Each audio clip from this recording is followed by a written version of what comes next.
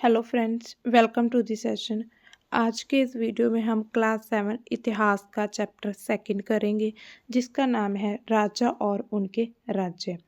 तो हमने first chapter में किया था कि कैसे हजारों वर्षों के दौरान जो जो भी परिवर्तन हुए थे हमारे इतिहास में, और आज हम उससे आगे का टॉपिक कर रहे हैं राजा और उनके राज्य कैसे थे।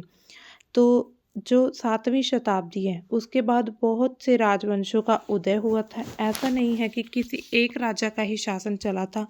इस समय पर अलग अलग राजवंशों ने अपना अपना शासन कायम किया था, और आज की वीडियो में हम देखते हैं इसके बारे में डिटेल से। तो आइए शुरू करते हैं हमारा आज का टॉपिक। सबसे पहले हम मैप देखते हैं। इस मैप में क्या है कि जो 7वीं और 12वीं शताब्दी है उस समय पर जो जो प्रमुख राज्य थे उसके बारे में यहाँ पर दिखाया गया है। उनका क्षेत्र कौन सा था। सबसे पहले गुर्जर प्रतिहार राष्ट्रकूट, जो गुर्जर प्रतिहार थे वो यहाँ गुजरात के क्षेत्र में थे। राष्ट्रकूट और चोल और चौहान के स्थान का जो भी निर्धारण है, यहाँ पर देखिए चोल थे, यहाँ पर राष्ट्रकूट इस गोदावरी नदी के इस क्षेत्र में थे। पाल का यहाँ पर शासन था, और कन्नौज में गुर्जर प्रतिहार, ये जो मध्य प्रदेश का जो भी एरिया उसमें है। तो ये सारे मैप पर लोकेशन दिखाई गई हैं कि किस लोकेशन पर किस राजवंश का शासन था। तो आगे देखते हैं हम कि नए राजवंशों का उदय कैसे हुआ था। तो 7वीं सदी आते समय क्या हुआ कि उपमहाद्वीप के बड़े बड़े भागों में भूस्वामी होने लगे।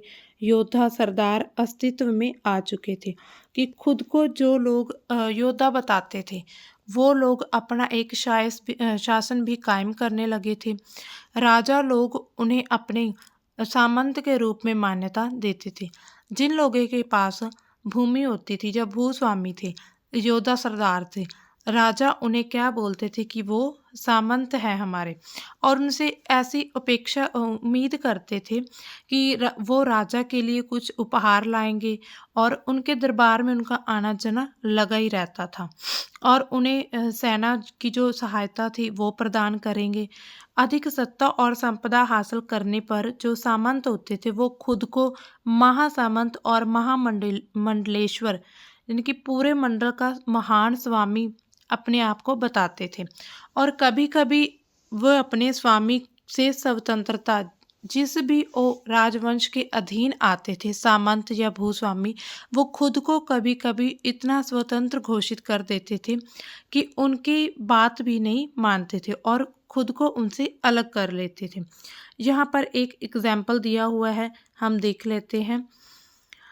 दक्कन में राष्ट्रकूटों का जो भी शासन था उनका एक, ठीक है, शुरुआत में वो क्या थे, कर्नाटक और चालुक्य राज्य के अधीन आते थे। लेकिन 8वीं सदी के मध्य एक राष्ट्रकूट प्रधान था, दंती दुर्ग। उसने अपने चालुक्य स्वामी की अधीनता से मना कर दिया और उन्हें हराया, और हिरण्यगर्भ नाम का एक यज्ञ किया था। जब यह यज्ञ ब्राह्मणों की सहायता से किया जाता था, तो ऐसा माना जाता था कि इसे याजक जन्मना क्षत्रिय ना होते हुए भी क्षत्रिय के रूप में दोबारा क्षत्रियता प्राप्त कर लेगा। कुछ और एग्जाम्पल दिए हुए हैं, जैसे उद्यमी परिवारों ने के पुरुषों ने अपनी राजशाही कायम करने के लिए सैन्य कौशल का इस्तेमाल किया था, कि वो लोग सेना का भी यूज़ करते थे अपने आप को, जैसे अपने आप को स्वतंत्र घोषित करने के लिए। यहाँ पर एक और एग्जाम्पल है, कदम्ब, मयूर शर्मन और गुर्जर प्रतिहार। हरिश्चंद्र ब्राह्मण थे जिन्होंने परंपरागत अपना पेशा छोड़ दिया था, ब्राह्मण थे जो, और उन्होंने शस्त्र को अपना लिया, और फिर उन्होंने ऐसे अपना राज्य स्थापित किया कर्नाटक और राजस्थान के एरिया में। तो हम देखते हैं ऐसे कि ऐसा माना जाता है कि लोग उस समय पर अपना राज्य फैलाने के लिए, जब खुद को राजा घोषित करने के लिए किसी भी हद तक जाते थे, जैसे कि अपना जो भी उनका पेशा था, धंधा था, वो छोड़ देते थे, और फिर वो शस्त्र अपनाकर बाकी लोगों को हराकर उन पर अपना अधिकार जमा लेते थे। अब आगे देखते हैं राज्यों में प्रशासन कैसा था। अब इन नए जो भी राज्य थे उनमें से कईयों ने क्या महाराजाधिकार यानी कि राजाओं के भी जो राजा हैं, त्रिभुवन चक्रवर्ती ने, 3 भुवनों का स्वामी और इसी तरह की वो अन्य भारी भरकम जो भी उपाधियां होती थी उस समय पर वो धारण कर लेते थे। परंतु इसके बाद भी वे अपने सामंतों और किसान, व्यापारी और ब्राह्मणों के संगठन के साथ अपनी जो भी उनकी सत्ता थी वो साझा करते थे। ऐसा नहीं है कि अगर किसी ने कोई एक क्षेत्र पर अधिकार किया तो वो एक ही पर्सन उस पर हुक्म चलाता था। वो लोग अपने ब्राह्मणों, किसानों और सामंतों के साथ अपनी जो भी उनकी ताकत थी, जो भी सत्ता थी, अपना साम्राज्य वो उनके साथ शेयर करते थे। सभी राज्यों में किसान, पशुपालक, कारीगरों से संसाधन इकट्ठे किए जाते थे और इनका एक हिस्सा उनको ऐसा बोला जाता था कि आपको ये कंपल्सरी है, हमें कुछ ना कुछ जैसे कर के रूप में, लगान के रूप में या किसी संसाधन, गिफ्ट किसी भी तरह से हमें देना। तो उनको बाध्य किया जाता था, फोर्स किया जाता था। कभी कभी इस हिस्से पर लगान भी लगाया जाता था क्योंकि प्राप्त करने वाला भूस्वामी होने का दावा करता था। जो सामंत होते थे वो जब लोगों, किसानों से या किसी से भी लगान लेते थे तो वो खुद को भूस्वामी बोलते थे और राजस्व व्यापारियों से भी लिया जाता था। मतलब किसी को भी नहीं छोड़ा जाता था, सभी से किसी न किसी रूप में कर या कुछ भी संसाधन इकट्ठे किए जाते थे। यहाँ पर दो शब्द हैं जिन्हें हमें अच्छे से याद रखना। एक होता है वेटी, जो नगद की बजाय जबरन श्रम यानी कि जो जबरदस्ती श्रम लिया जाता है उसे वेटी बोलते हैं। और एक कदमई यानी कि जो जबरन श्रम, और कदमई यानी कि भू राजस्व थे, जो जैसे मकान पर छाजन डालने पर कर लगता था, खजूर या ताड़ के पेड़ पर चढ़ने के लिए या सीढ़ी का इस्तेमाल करते उनके लिए कर, और पारिवारिक संपत्ति का उत्तराधिकार हासिल करने के लिए भी कर। मतलब हर एक प्रकार से उन पर कर लगाया जाता था।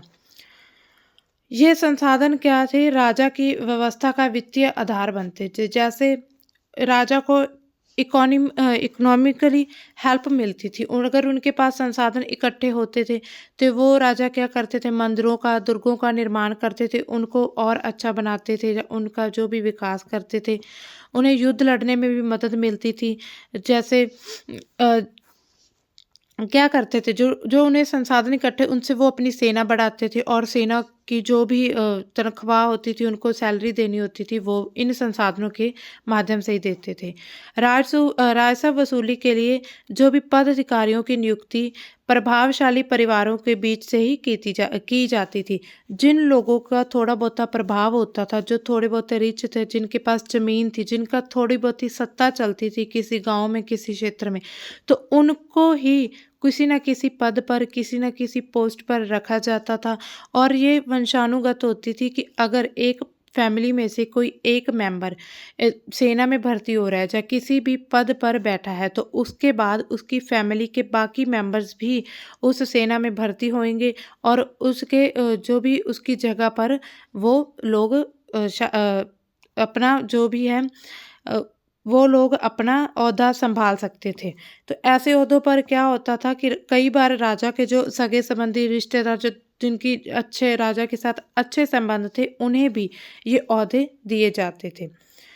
आगे देखिए, प्रशस्तियां और भूमि अनुदान। प्रशस्तियां क्या होता है? किसी भी व्यक्ति या किसी राजा की तारीफ में लिखी गई कविता, कुछ लाइनें, कुछ शब्द, वाक, तो ऐसी प्रशस्तियां। और भूमि अनुदान क्या है? भूमि किसी को दान में देना। प्रशस्तियां ऐसी होती थी जो कि सत्य नहीं हो सकती, हमेशा सत्य नहीं होते थे, क्योंकि आप खुद ही सोचिए, अगर किसी व्यक्ति के बारे में हम पूरी तारीफ ही लिख रहे हैं तो क्या वो सच होगी? ऐसा तो है नहीं कि किसी भी व्यक्ति में कोई बुराई नहीं है। तो ऐसी प्रशस्तियां सिर्फ हमें यही बताती थी कि शासक खुद को कैसा दर्शाना चाहता है लोगों के सामने। जैसे कि वो खुद को शूरवीर बताना चाहता है या योद्धा बताना चाहता है कि मैं बिल्कुल हर एक जगह पर मैंने विजय हासिल की है। तो ऐसी प्रशस्तियां हमें सिर्फ पूरी तरह से सत्य नहीं बता सकती। ये विद्वान और ब्राह्मण द्वारा लिखी जाती थी, जो क्या करते थे? राजा की प्रशासन में मदद करते थे। नागभट्ट की उपलब्धियां। कई शासकों ने प्रशस्तियों में अपनी उपलब्धियों का उपलब्धियों के बारे में बताया है। जैसे संस्कृत में लिखी गई एक ग्वालियर में पाई गई एक प्रशस्ति में प्रतिहार नरेश नागभट्ट के कामों का वर्णन इस प्रकार किया गया है।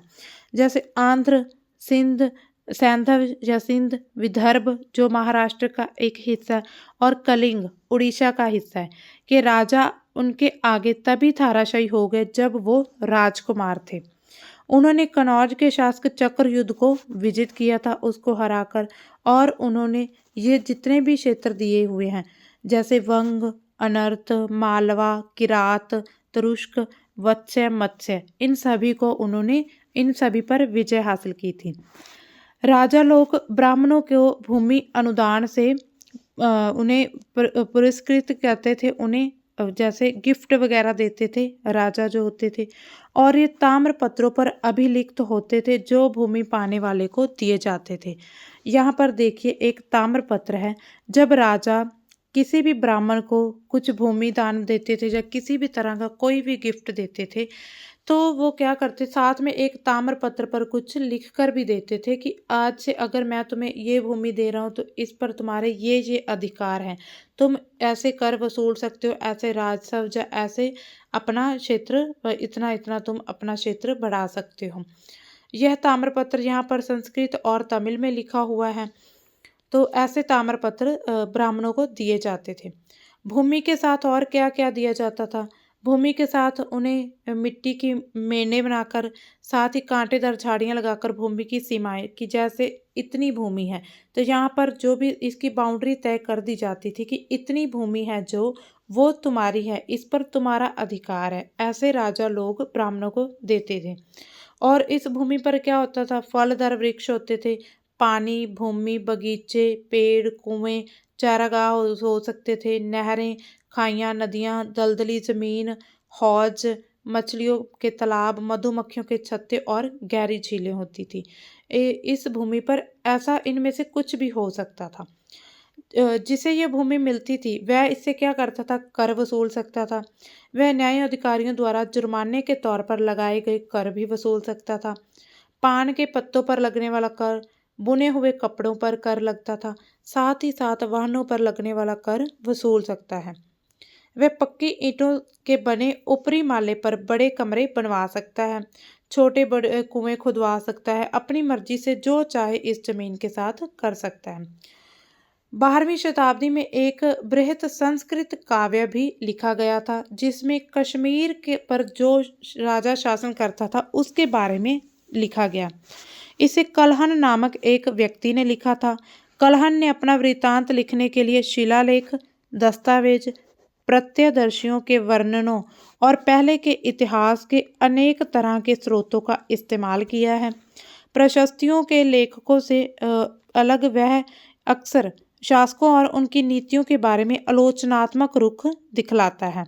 इसलिए 12वीं सदी के लिए यह असाधारण ग्रंथ था कि वो उन लोग प्रशस्तियाँ क्या थी जो तारीफ में लिखी जाती थी, लेकिन जो राजा थे उनकी नीतियों की आलोचना के बारे में यहाँ पर इस ग्रंथ में, संस्कृत काव्य के ग्रंथ में लिखा जाता था, और ये लोगों के लिए असाधारण नहीं था। आगे देखिए त्रिपक्षीय संघर्ष। देखिए जो प्रत्येक शासक होते थे उनका राजवंश का आधार क्या था? एक विशेष क्षेत्र होता था कि इस क्षेत्र में इस राजा का राजवंश चलेगा, यहाँ पर ये राजवंश, यहाँ पर ये वाला, और वो दूसरे क्षेत्रों पर भी ऐसा मतलब कोशिश करते रहते थे कि इस क्षेत्र से मैं इस क्षेत्र तक अपना पूरा कब्जा कर लूँ। और ऐसा एक गंगा घाटी में कनौज नगर है जहाँ पर गुर्जर, प्रतिहार, राष्ट्रकूट और पाल वंशों के शासक सदियों तक कनौज के ऊपर नियंत्रण को लेकर आपस में लड़ते रहे थे, क्योंकि ये लड़ाई बहुत लंबी चली थी और 3 धड़ों के बीच, यानी कि 3 लोगों के बीच थी। किन किन के बीच? गुर्जर, प्रतिहार, राष्ट्रकूट और पाल वंश, इन तीनों के बीच थी। तो इसे त्रिपक्षीय संघर्ष कहा जाता है। शासकों ने क्या किया? बड़े मंदिरों का निर्माण करवा कर अपनी सत्ता और संसाधन का जो भी प्रदर्शन करना चाहते थे कि हमारे पास इतनी दौलत है, हमारे पास इतनी ताकत है, हम इतना कुछ बनवा रहे हैं। तो वो ऐसी कोशिश करते थे कि उनका दूसरों का जो क्षेत्र है वो भी हम अपने अधिकार में ले लें। इसलिए जब वे किसी भी एक दूसरे राज्य पर आक्रमण करते थे तो मंदिरों को अपना निशाना बनाते थे, जो कभी कभी बहुत अधिक संपन्न होते थे।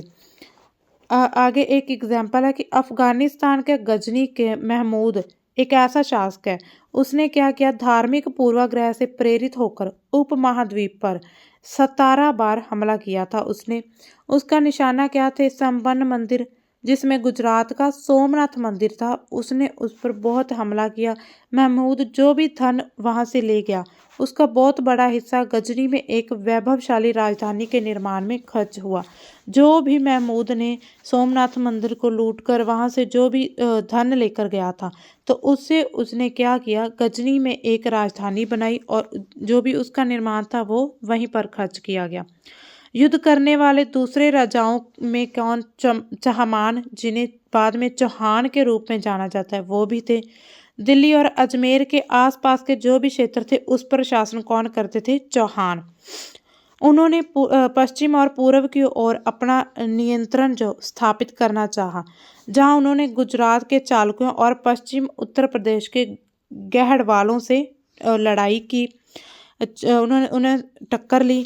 चौहान शासक में सबसे एक जो शक्तिशाली शासक थे पृथ्वीराज द्वितीय, जिन्होंने सुल्तान मोहम्मद गौरी नामक तुर्क शासक को 1191 में हराया था, लेकिन दूसरे साल 1192 में उसके हाथों से वो हार गया था, पृथ्वीराज द्वितीय। आगे देखिए चोल राज्य। चोल राज्य के बारे में हम डिटेल से पढ़ते हैं। उरेयूर और तंजावुर तक चोल वंश का शासन था। कावेरी डेल्टा में मुटरियार नाम के एक प्रसिद्ध छोटे से मुखिया परिवार की ये एक सत्ता थी और वे कांचीपुरम के पल्लव राजों के साथ मातहत थे। उरियार के चोल वंशीय प्राचीन मुखिया परिवार के विजयालय ने 9वीं सदी के मध्य में मुटरियारों को हराकर इस डेल्टा पर कब्जा कर लिया था। चोलों ने वहां पर उन्होंने तंजावुर शहर और निशुंभ सूदनी देवी का मंदिर बनवाया था चोल वंशों ने। यहाँ देखिए इस मैप पर ये चोलों का शासन दिखाया गया है कि इस शासन पर तमिलनाडु के क्षेत्र में चोलों का शासन था। ऐसा नहीं है कि शुरू से इतना शासन था, पहले उनका शासन किसी पर्टिकुलर एक ही छोटे से क्षेत्र में था, रीजन में, लेकिन धीरे धीरे उन्होंने बाकी क्षेत्र कैसे कायम किया, दूसरे राजाओं से, राजवंशों से लड़ाई करके, उनसे युद्ध जीतकर। विजयालय के उत्तराधिकारियों ने पड़ोसी इलाकों को जीता था और उनका राज्य अपने और शक्ति अपने में मिला लिया था। दक्षिण और उत्तर के पांड्य और पल्लव के इलाके इस राज्य का हिस्सा बना लिए गए थे। राजराज प्रथम जो सबसे शक्तिशाली कौन था, राजराज प्रथम चोल शासक था। 985 में राजा बना था और उसी ने इसमें से ज़्यादा क्षेत्र पर अपना नियंत्रण स्थापित किया था और उसने साम्राज्य का जो प्रशासन था उसका भी रिकंडक्ट किया था, पुनर्गठन किया था। राजराज के पुत्र कौन थे, राजेंद्र प्रथम। उन्होंने अपनी नीतियों को जारी रखा और उसने भी गंगा घाटी और श्रीलंका, दक्षिण पूर्व एशिया के देशों पर हमला किया और उन्होंने एक जल सेना भी बनाई थी। वो लोग जल के माध्यम से बाकी क्षेत्रों पर कब्जा करना चाहते थे, इसलिए ये एक नया पॉइंट है कि जल सेना किसने बनवाई थी, राजेंद्र प्रथम जो राजराज चोल के पुत्र थे उसने। ये भव्य मंदिर और कांस्य मूर्ति कला, तो राजराज और राजेंद्र प्रथम द्वारा बनवाए गए तंजावुर और गंगईकोंड चोलपुरम में बड़े मंदिर स्थापित किए गए और मूर्ति कला एक नई चीज उभरने लगी थी उस समय पर। ये गंगईकोंड चोलपुरम का मंदिर है। यहाँ पर देखिए ये राजवंशों ने बनवाया था। चोल मंदिर अक्सर अपने आसपास विकसित होने वाली बस्तियों के केंद्र बन चुके थे। ये शिल्प उत्पादन के केंद्र थे। ये मंदिर शासक और अन्य लोगों द्वारा दी गई भूमि से संपन्न हो गए थे। इस भूमि की उपज उन सारे विशेषकों का निर्वाह करने में खर्च होती थी जो मंदिर के आसपास रहते थे। जैसे मंदिर के आसपास बहुत लोग काम करते थे, जैसे पुरोहित, मालाकार, बावर्ची, मेहतर, संगीतकार, नर्तक इत्यादि। तो और दूसरे शब्दों में हम देखें दूसरी साइड, तो मंदिर सिर्फ पूजा के लिए नहीं थे, वे आर्थिक, सामाजिक, सांस्कृतिक जीवन का एक केंद्र भी थे। कैसे? जैसे हमने देखा यहाँ पर पुरोहित रहते थे, मालाकार क्या माला बेचकर अपना जो भी आर्थिक जीवन निर्वाह करते थे। मंदिर के साथ जुड़े हुए शिल्पों में सबसे विशिष्ट था कांस्य प्रतिमाएं बनाने का काम। चोल कांस्य प्रतिमाएं संसार की सबसे उत्कृष्ट कांस्य प्रतिमाओं में गिनी जाती है। कि कांस्य की जो भी प्रतिमा बनाने लगे थे ये देवी देवताओं की होती थी, लेकिन कुछ प्रतिमाओं में क्या आता है, भक्तों की भी हमें छवि मिलती है कि कुछ ऐसी प्रतिमाएं मिली हैं जिसमें भक्तों को दर्शाया गया। आगे कृषि और सिंचाई कैसी थी चोलों के समय पर? कई इन्होंने उपलब्धियां की कृषि में, नए विकास किए। जैसे कि देखिए, कावेरी नदी बंगाल की खाड़ी में मिलने से पहले कई छोटी छोटी शाखाओं में बट जाती थी। तो जो कावेरी नदी के आसपास का क्षेत्र था जो चोलों ने अपने अधिकार में ले लिया था, वो वहाँ पर मिट्टी बहुत उपजाऊ थी, वहाँ पर अच्छी फसल होती थी। जहाँ कोई भी नदी होती है वहाँ का आसपास का क्षेत्र बहुत उपजाऊ होता है, क्योंकि नदी जो होती है जो अपने साथ काफ़ी सेडिमेंट्स लेकर आती है और जो आसपास का क्षेत्र है उन्हें उपजाऊ बनाती है।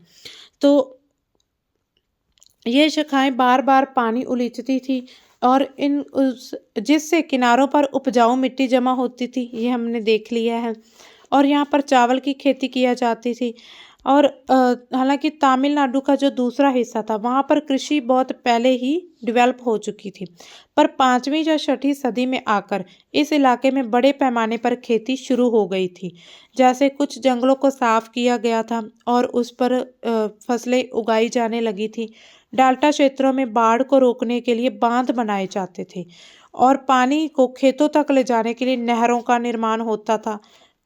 कई क्षेत्रों में एक साल में 2 फसलें उगाई जाती थी और फिर फसलों की सिंचाई करने के लिए उन्होंने डेवलपमेंट करना शुरू किया।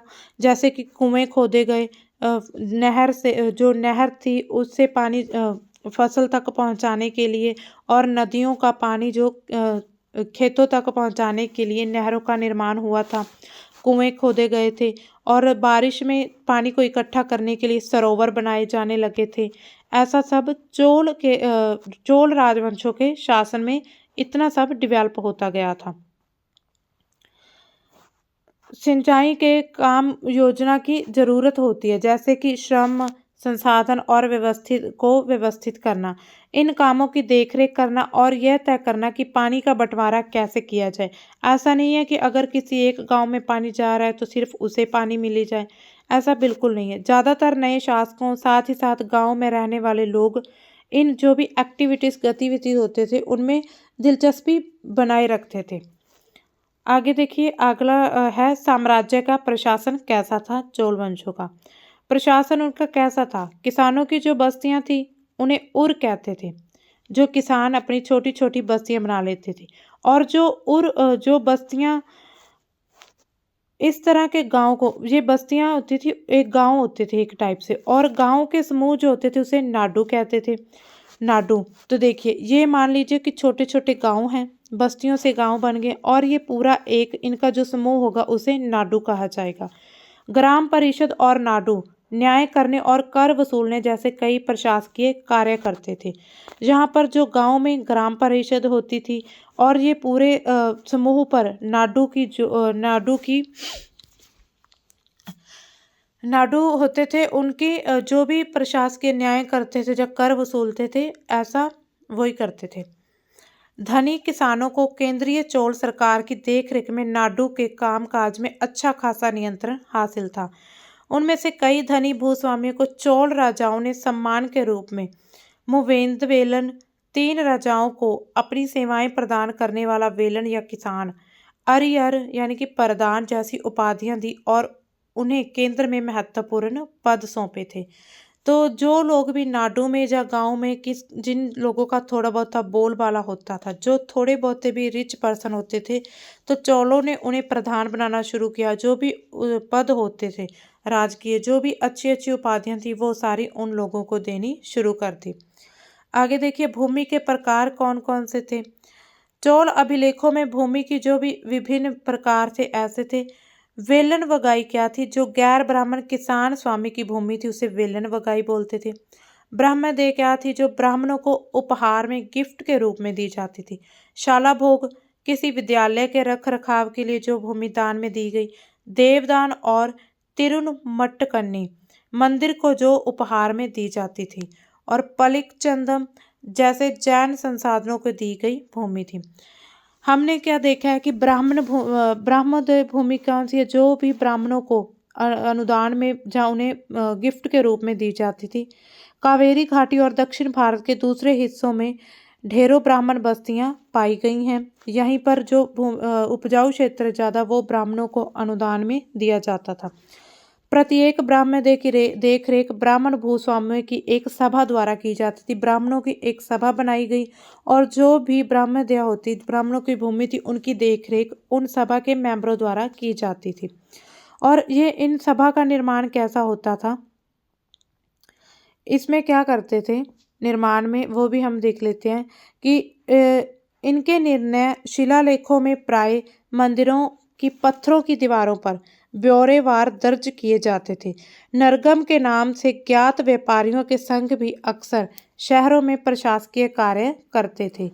यहाँ पर एक और एग्जाम्पल है कि तमिलनाडु के चिंगलपुट जिले के उत्तर मेरूर में प्राप्त अभिलेख में इस बात का वर्णन किया गया है कि ब्राह्मणों की सभा का कैसा संगठन होता था।